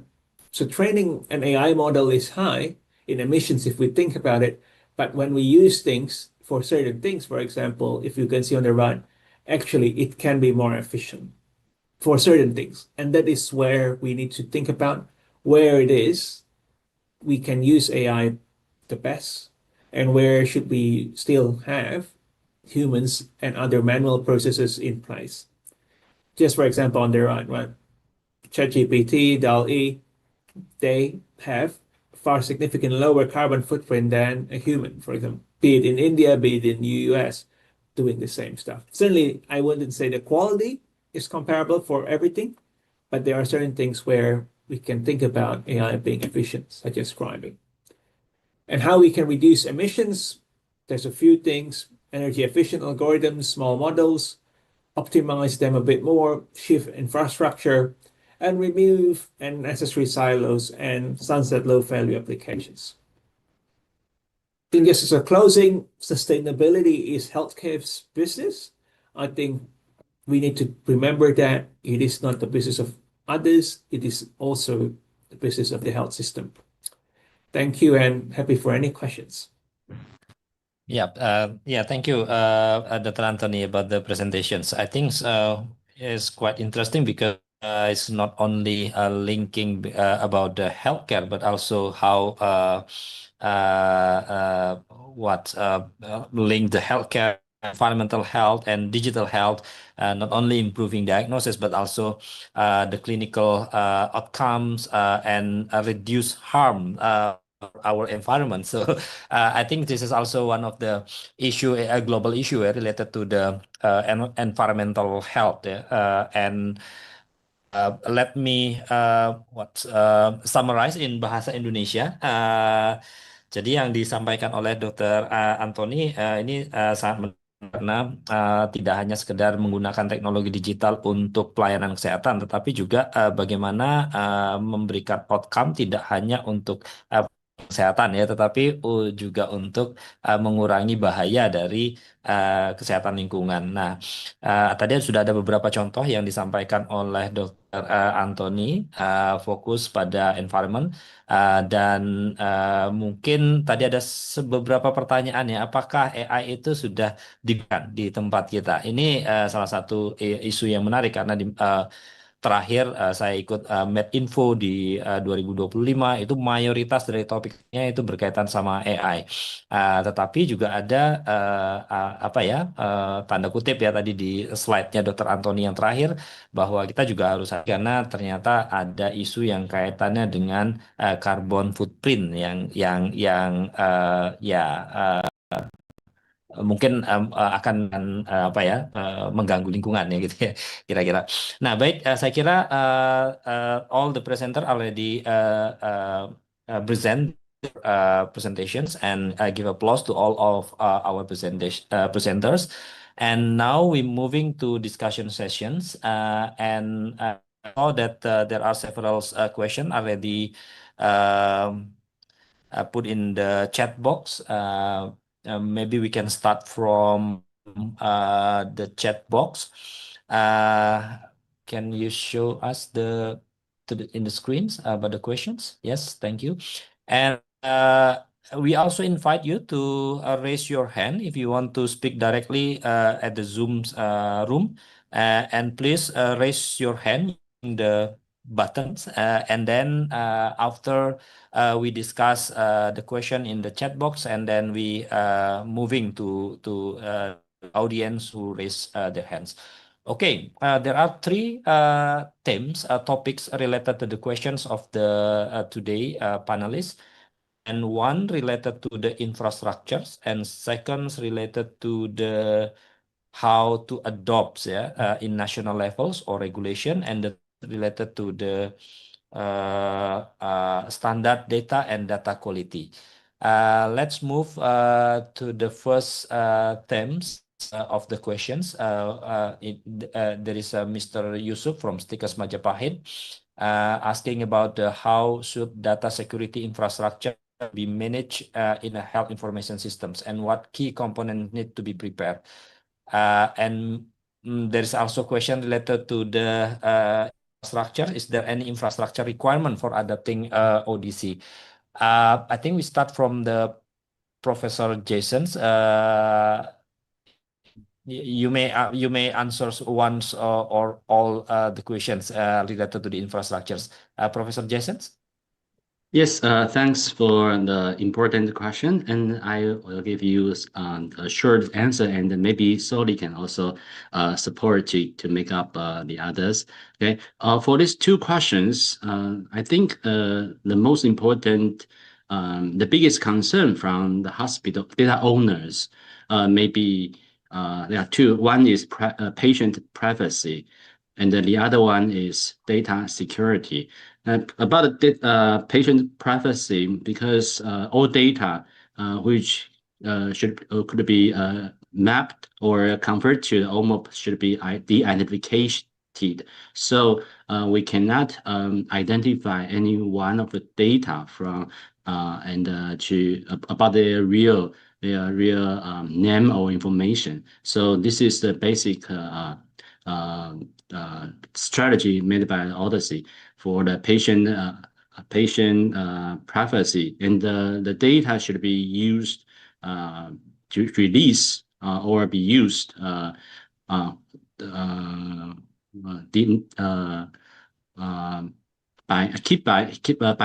data owners. For example, the data from Taipei Medical University, we only keep our data in our environment, and only the people belongs to TMU system can log in to the we use the Atlas to do the data processing and analysis, and only the accounts and the password should be used and to log in, and if we want to share the results, we can only share the result and the protocol and the coding by email or put that in the GitHub and to let people to download that. So the raw data cannot be accessed by any people beyond the data owner. So this is the way how Odyssey carry on. Maybe a little bit different from the other data networks. Okay, so for the second one is about the essential infrastructure. I think this is very simple. We only need to have a server and also to have a raw data and also the vocabulary to do the mapping, and apply the tools developed by Odyssey, like White Rabbit to do the ETL, and then once the ETL has been completed, and then use another tools like Achilles to do the data visualization, and also use the Atlas to do the cohort selection and data processing. And we can use Atlas to do the estimation study and also AI prediction study, and then share the coding generated by Atlas to the partners who want to join your study, and then we collect the data, the final result, and using the meta-analysis technique to compile the result from different data source. That's it. Yeah, thank you, Prof. Jason. Mas Soli, would you like to add something related? Yeah, so basically the security setting or infrastructure in terms of Odyssey, it depends on your own setting. For example, if you have a network, you can enhance the security by leveraging the VPN, for example. So it will limit the access from the outer world. So secondly, in terms of minimum requirement for implementing the CDM, of course, you need to have a computer, kind of just home class computer is okay. Just put as much RAM as possible and at least kind of 2 terabyte of data of hard drive or SSD if you want to a bit faster, and that's it. And your own EMR dataset. But the important thing in this ETL is the mapping, because in Semarang case we don't use standard coding for the medication, so we can see that if we use any standard, for example, ICD-10, the success rate of conversion is 95%. But if we don't have a standard based on names or not standard coding, we only have kind of 50% or 60%. So the biggest concern is the coding standard before we do the transformation to the CDM. And last but not least, the Odyssey or the network is in your own computer. So you don't share data, right? You don't share raw data, but we only share the protocol, study design, and result only. So in the end, we need to compile this result from multiple centers using meta-analysis or something to gain the evidence. Yeah. Yeah. Okay. Thank you, Mas Solly, Prof. Jason. Ibu Ratri, yeah, we know that Satu Sehat is a compilation of the data from a electronic medical record nationwide. So, is there any issue related to infrastructure or security to facilitate the compilation of the data? Okay, thank you, Pak Gugu. First, I think to ensure the data security, things that needs to be implemented is segmentation of the information system environment, such as development or staging, UAT, or production, at least a clear separation between development and production environment. And the second is, I think, implementation of firewalls is important. Also VPN and IDS or IPS. And also the important thing as well is that data encryption to minimize the risk of data breach. Yeah, I think that's from my perspective, Pak Gugu. Yeah. For Yeah. you. Thank you, Bu Rati. Multiple mechanisms should be in place to ensure that the data is secure in the Ministry of Health. Yeah. Maybe how many data now? Millions? I don't know. Yeah, millions. So the data. More than millions. Yeah. Yeah. Okay, Pak Anthony, is there any additional comments related to the security? Because we combine, if we want to combine data from the environmental health, which is probably different type of data. Any experience from your side? Probably my thoughts is, I think the other side to this, and I see in our comment as well in the chat, right, asking a bit regarding data security, is having federated systems, right? I think what's good probably in settings where I think we sometimes have doubts or we are concerned about it is data just needs to be stored in the same standard. We do have to have standards. We do have ways of interoperable, I would say, sharing of data, but we can store data in the identified ways. We never need to link any of the personally identifiable information as much as we can. That needs to be limited only at source, and as much as we can store things that might result in things being re-identifiable separately. Yeah. That's what we do, I suppose, here as well. The other standard measures, security measures thing have been talked about a lot, but I think some of those things might be, I think, ones to keep in mind and as well. Ya, ya. Oke, jadi prinsipnya adalah hati-hati kalau menggunakan data yang itu merepresentasikan atau yang bisa men-tracking data individu, kira-kira begitu ya. Oke, baik, terima kasih. Thank you very much. And the second theme is related to the national adoptions or regulations. I think the first question to Ibu Rani, because yes, ini ada sorry.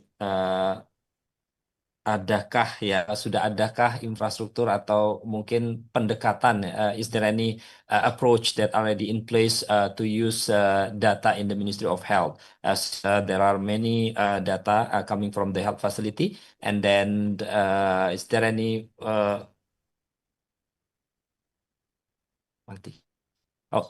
sorry. Is there any way? Is there any experience from the Ministry of Health to use the data with a different way of analytics? And also I think there's also a question related to the adoption of the OMOP data models. Yeah, I would like to ask Professor Jason and also Mas Soli probably if we want to what using the uh, electronic medical data that already sent to the Ministry of Health using the FHIR standard data model. Is that how can we adopt the OMOP or ODC into the national levels? So this is quite interesting. Probably Ibu Ratri, can you a response to the question first? Oke, baik. Ini karena pertanyaan dalam bahasa Indonesia, saya menjawab dalam bahasa Indonesia juga, Pak Gugu. Ya, betul sekali. Saat ini memang sudah banyak sekali data yang masuk ke Satu Sehat ya.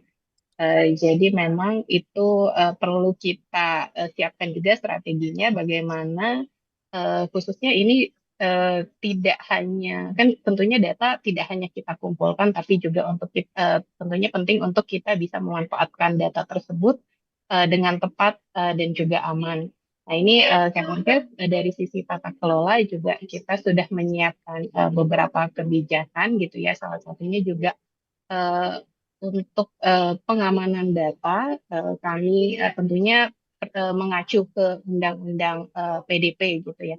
Jadi kita sangat mengutamakan keamanan data dan juga dari sisi keamanan kami menerapkan sistem manajemen keamanan informasi atau ISO 27001 tahun 2022 sebagai untuk dari sisi keamanannya ya dan juga kebijakan-kebijakan lain. Nah dari sisi infrastruktur juga tentunya dengan yang data yang sebanyak ini kita juga selalu terus melakukan perencanaan apa yang perlu kita siapkan gitu dari sisi infrastruktur karena memang ya itu tantangan yang cukup besar juga ya untuk kami gitu karena di sisi infrastruktur pastinya ya semakin banyak data tersebut terkumpul tentunya makin banyak risiko-risiko dan juga ini ya isu-isu yang akan muncul. Nah ini memang itu sudah menjadi prioritas juga buat kami untuk memastikan bahwa infrastruktur yang ada sudah memadai untuk pelaksanaan transformasi digital kesehatan. Seperti itu Pak Gugu. Jadi ini memang kami masih terus terus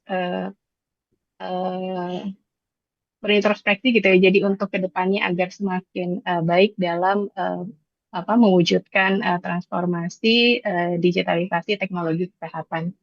Ya, mungkin itu dari saya. Yeah, Ya, thank you, sementara Ibu Ratri. So basically, the Ministry of Health trying to improve digital ecosystems that are covering all the health facility in Indonesia, including how the data can be connected each other and also can be used for different purposes, including the policy makings. Thank you, Ibu Ratri, for your comments. And also, Prof. Jason, and probably you can share how we can use the ODC in national levels, not only in the health facility level, but also national level. Is there any insight from you? Yeah, that's true. Related to the question about how can we get started, and about I think I can answer this question in many ways. The first one is to choose the big data. If there are like the nationwide is perfect. If you have the nationwide database, maybe one or single or several, that's fine. And we can just the fast way is just to do the mapping by using ETL to convert the data with national common data model to the international OMO common data model, and then they apply the and then finally can apply in many in not only just the database but also many hospitals. And the second one is about the users. Yeah, because we always needed to think about once we finish the mapping, who would like to use this kind of mapped database, and what is their demand, what kind of topic they want to do. Because I saw many countries they get some IT person or informatic people, they help to do the ETL, but once they finish that, no people want to use that, or they doesn't know how to use that.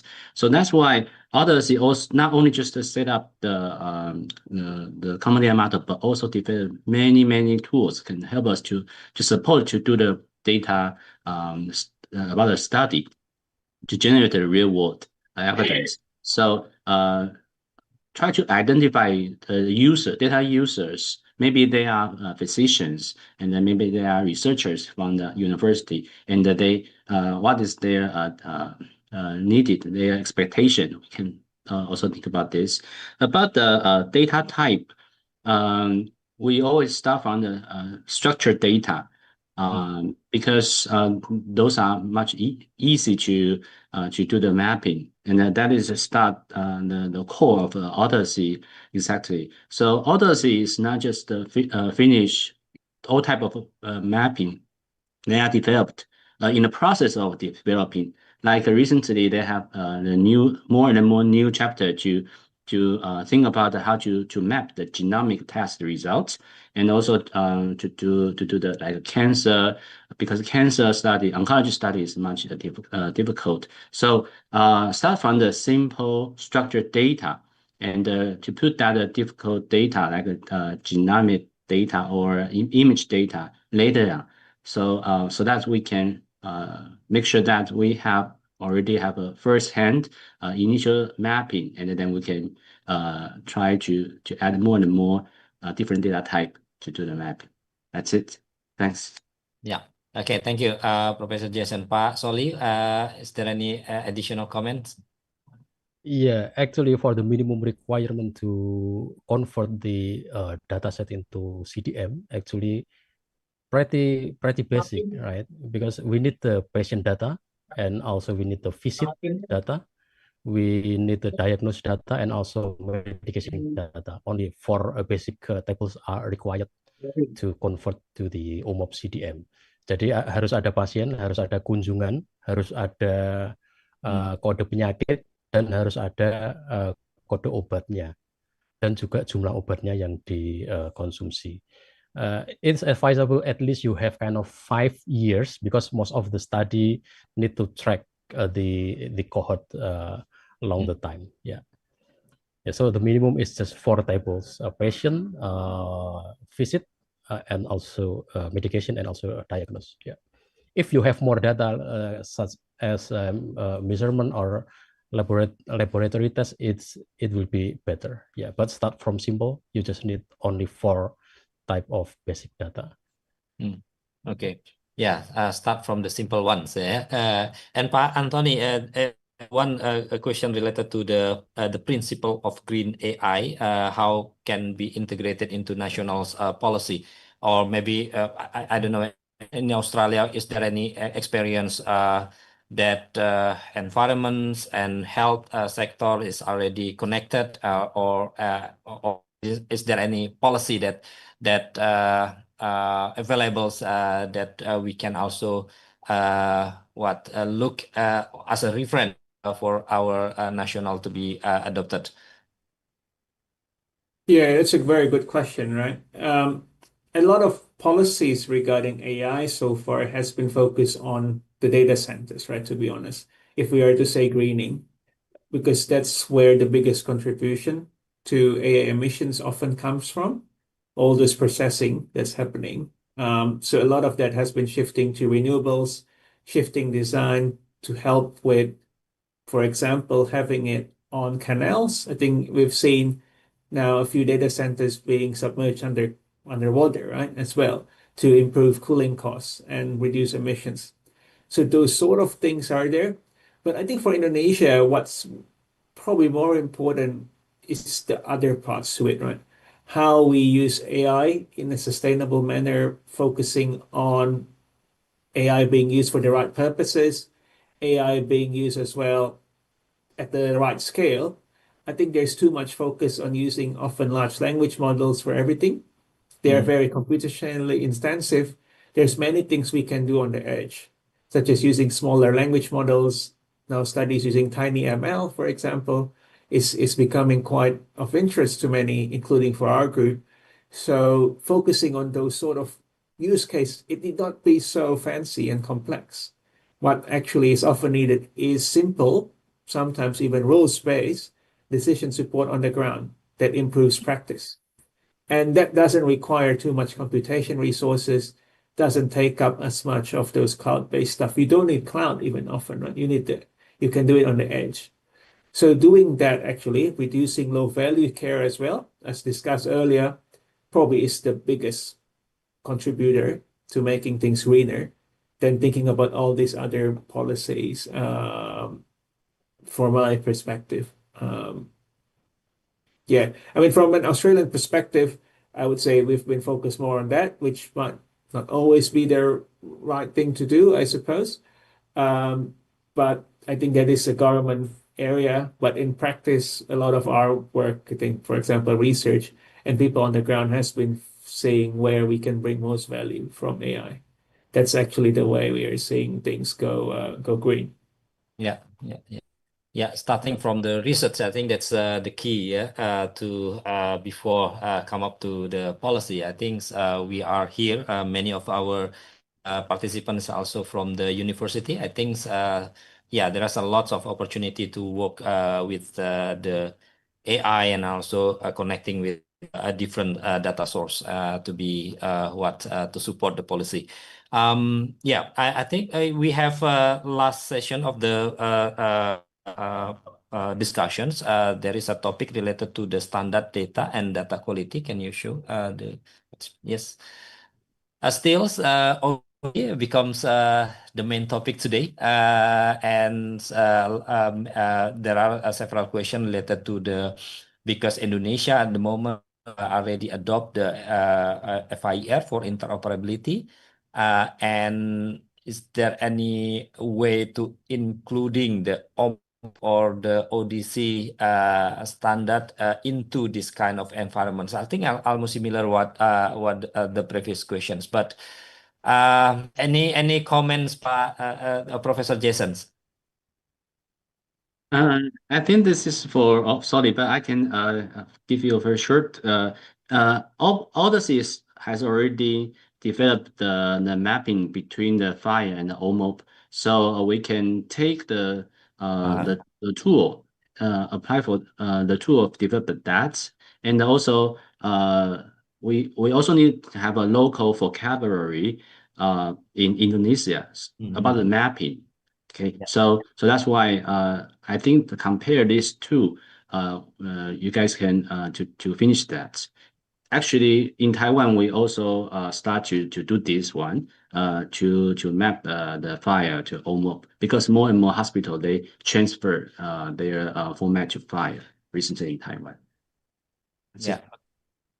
it. Yeah. Thank you. I think yeah, fires and this aligns, yeah, because fire also need standard data, and OMOP is extracting the data into that ready for analysis. That's my understanding. Soli, is there any comments? Additional comments? Yeah, basically, if you already have the standard, it would be pretty straightforward to convert one standard to other standard, as long as you have any kind of standard, right? So, like what I presented before, that For ICD-10, it kind of 95% successful rate for the conversion to OMOP CDM. But for the open text, we can say medication name as text. For the text, the conversion rate only 52%. So that's why, as long as we have a standard, it would be easier and pretty straightforward. And for the what is the other question? I forgot the other question. About the how to manage unstructured data in ODC. Oh yeah.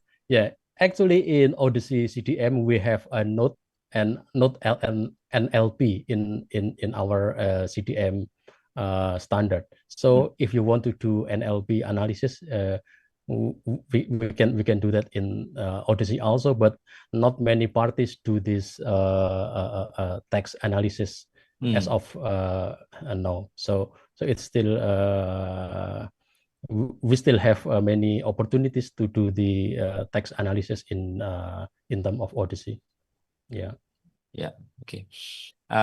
Ibu Ratri, there is two questions for you. One's related to the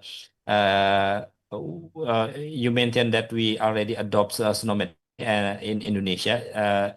Is there any Indonesian translation for SNOMED City? That's first question. The second question related to the challenge of the integrating data from the electronic medical record from more than 60,000 health facility, and what is the most challenge to facilitate the integrations in Indonesia?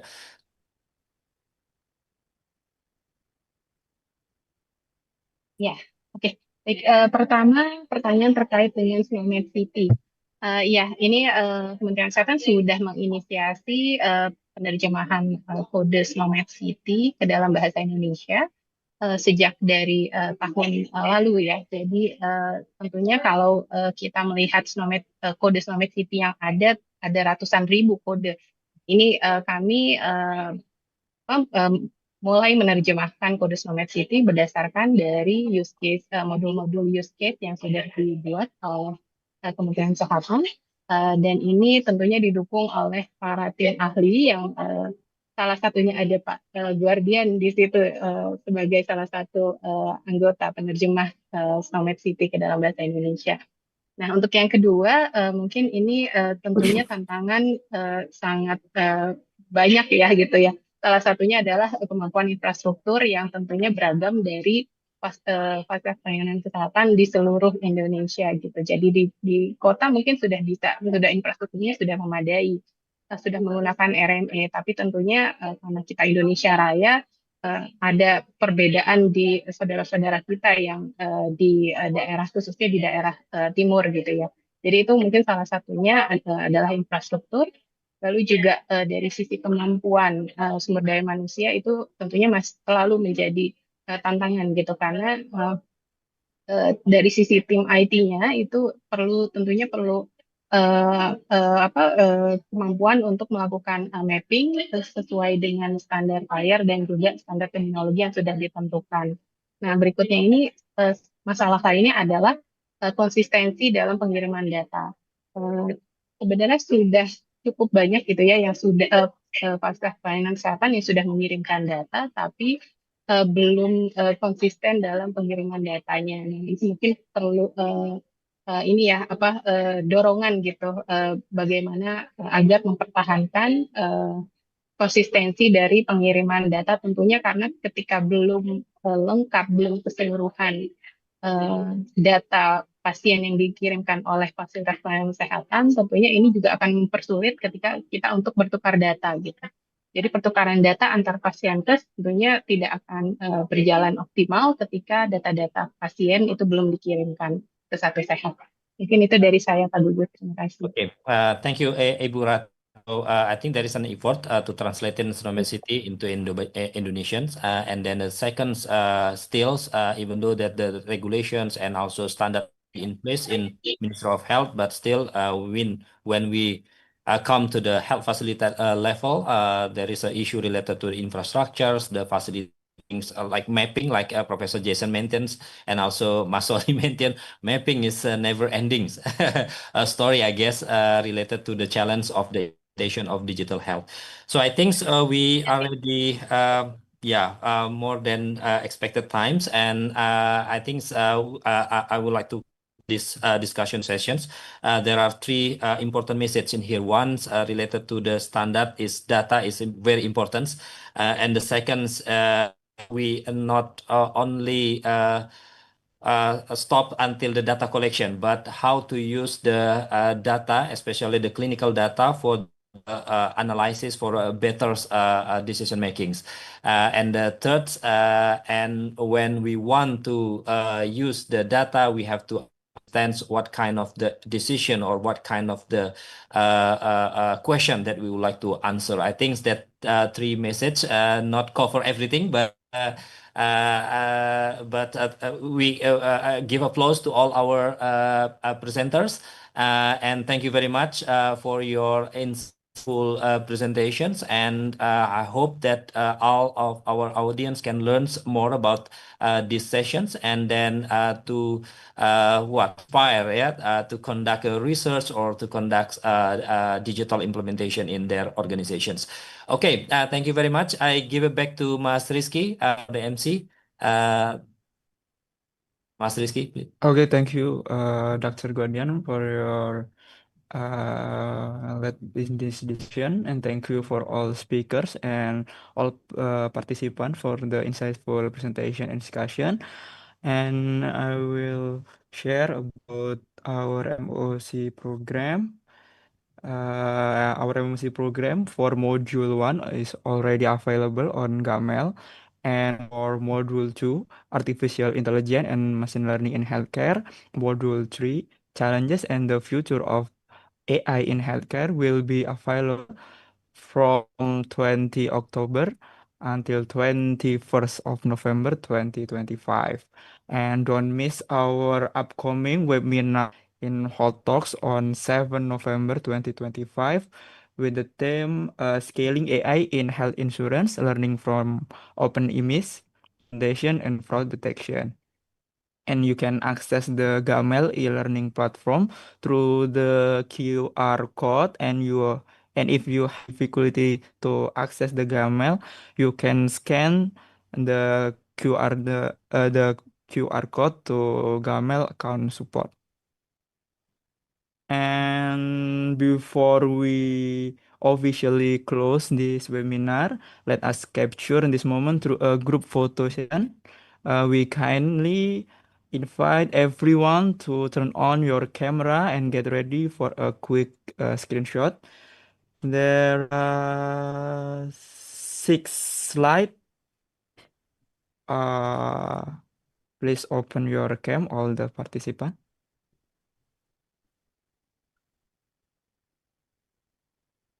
Okay, 3, 2, 1.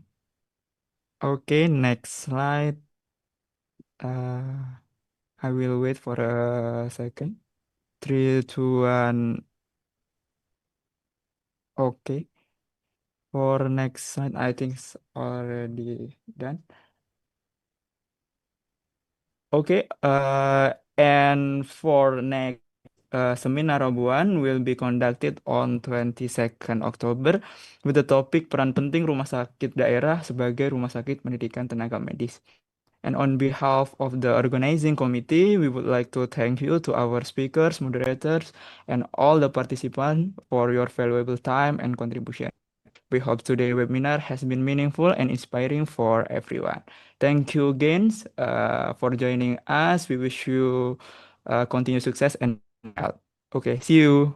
Thank you.